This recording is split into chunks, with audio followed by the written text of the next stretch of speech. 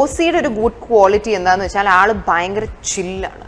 She's very chilled out. നമ്മൾ ചിലപ്പോൾ അവൾ അടിയൊക്കെ ആയിട്ടുണ്ടാവും, അവളൊന്ന് കറങ്ങി തിരിഞ്ഞ് വരുമ്പോൾ അവള് ഓർമ്മ പോലും ഒക്കെ അത് കാണില്ല. ആള് ഭയങ്കര ചിൽഡ് ഔട്ട് പെർസ്പെക്റ്റീവ് ആണ് ടു ലൈഫ്.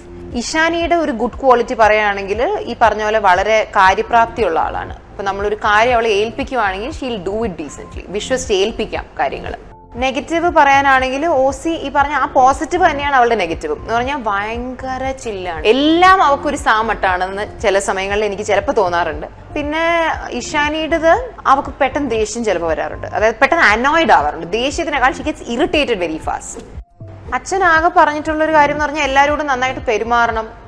കാരണം ഇപ്പോൾ നമ്മുടെ ഒരു അപ് ഹിൽ ജേർണി നടക്കുമ്പോൾ നമ്മൾ കാണുന്ന അതേ മുഖങ്ങളായിരിക്കും നമുക്ക് എന്തെങ്കിലും നാച്ചുറലി ഉണ്ടാകാൻ പോകുന്ന ഒരു ഡൗൺ ഹിൽ ജേർണി നടക്കുമ്പോഴും നമ്മൾ കാണാൻ പോകുന്ന ആൾക്കാർ. അപ്പം എല്ലാവരോടും എല്ലാ സമയത്തും അവരെന്ത് പൊസിഷനിൽ നിൽക്കുന്നു എന്ന ആളെന്ന് നോക്കി ആയിരിക്കും നമ്മൾ ഒരാളോടും പെരുമാറുന്നത്. നമ്മൾ എല്ലാവരോടും ഈക്വൽ ആയിട്ട് നല്ലപോലെ പെരുമാറണം. അങ്ങനെ ഒരു കാര്യം പറഞ്ഞിട്ടുണ്ട്. വീട്ടില് പണ്ടായിരുന്നെങ്കിൽ ഐ വുഡ് സേ ദിയ, പക്ഷെ ഇപ്പൊ actually I think all my 3 sisters are very stylish. എല്ലാവർക്കും അവരുടേതായിട്ടുള്ള ഒരു ഇൻഡിവിജ്വൽ സ്റ്റൈലും അതൊക്കെ എന്ത് ഇട്ടാലും നന്നായിട്ട് ക്യാരി ചെയ്യാനൊക്കെ ഉള്ളൊരു സ്റ്റൈലുണ്ട്. അവർ 3 പേരും ഈക്വലി ഫാഷനബിൾ ആണ്. ഇനി കുറച്ച് കുറവുണ്ടെങ്കിൽ അത് ഞാനായിരിക്കും. ലാസ്റ്റ് ബർത്ത്ഡേയിൽ എൻ്റെ അമ്മ എനിക്കൊരു റിങ് തന്നിട്ടുണ്ടായിരുന്നു. അതിപ്പോൾ ഞാൻ ഇട്ടിട്ടില്ല, വീട്ടിലിരിക്കുകയാണ്. ഒരു റിങ്, അതായത് എനിക്ക് ആദ്യമായിട്ടാണ് അമ്മ ഒരു ജുവലറി പോലെ ഗിഫ്റ്റ് ചെയ്യുന്നത്. It felt very special. അങ്ങനെ ഇരുന്ന് ആലോചിക്കാറില്ല ആക്ച്വലി. മിക്കതും ടോപ്പിക്കലാണ്. സാഹചര്യം, നമ്മൾ ഒരു സാഹചര്യത്തിൽ ഇങ്ങനെ ഒരു ഇതൊരു വീഡിയോ എടുത്താൽ something good about this content, അല്ലെങ്കിൽ ആൾക്കാർക്ക് കാണാൻ ഇഷ്ടപ്പെടും, അങ്ങനെ തോന്നി ചെയ്യുന്ന കേട്ടോ. ഞാൻ മിക്ക കണ്ടന്റും അങ്ങനെ അടുത്ത മാസം നമുക്ക് ഇങ്ങനെ അത്രയും പ്ലാൻ ചെയ്യാറില്ല. Because I think I like content to come more organically. അപ്പം മിക്കതും സാഹചര്യപരമായി വരുന്ന കണ്ടന്റ് ആണ്.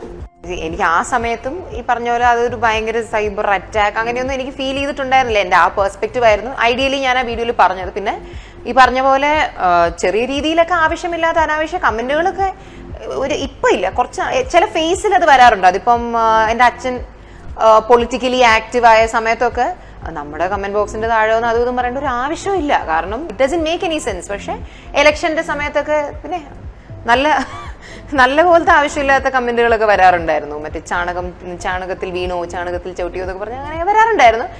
പിന്നെ ഇതൊന്നും നമ്മൾ മൈൻഡ് ചെയ്യാറില്ല, പോട്ടുമില്ലെന്ന് വെച്ചിട്ട് നടത്താമായിരുന്നു എന്ന് തോന്നിയത്. അത് വീഡിയോയിൽ കണ്ടുവരുമ്പോൾ എനിക്ക് അങ്ങനെ തോന്നിയില്ല. പക്ഷെ ബാക്ക്ഗ്രൗണ്ടിൽ നോക്കുമ്പോഴേക്കും കുഴപ്പമില്ലാണ്ട് സംഭവം വന്നു. എനിക്ക് മിസ്റ്റേക്ക് ആയിട്ട് തോന്നിയല്ല, പക്ഷെ കുറച്ചും കൂടി ഒരു ഷെഫ് കിച്ചണിൽ എക്സാക്ട്ലി എങ്ങനെയാണ് നിൽക്കേണ്ടത് എന്നുള്ള സാധനത്തിലൊക്കെ ഞാൻ അധികം റിസർച്ച് ചെയ്തിട്ടുണ്ടായിരുന്നില്ല. പക്ഷെ അതെനിക്കിപ്പോൾ വന്ന രീതിയിൽ ഐ എം വെരി ഹാപ്പി. പക്ഷെ എന്നാലും ഞാൻ ഇനിയൊരു സിനിമ ചെയ്യുമ്പോൾ ആ ഒരു കഥാപാത്രത്തിന്റെ ബാക്ക്ഗ്രൗണ്ട് എന്താണോ